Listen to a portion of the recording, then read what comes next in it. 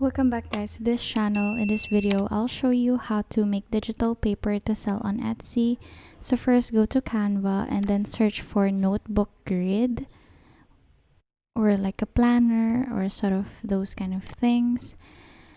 And then just look for the kind of paper you're looking for to sell. So for example, you have here a minimalist bullet journal. So just click customize this template and you'll be directed to this page. And then you can edit everything, like for example the color, and you can also change the font size and the color of the font or the text, and then click share and then click download. And that's it. That's how to make digital paper to sell on Etsy. Thank you so much guys for watching. Please do like this video and subscribe to this channel.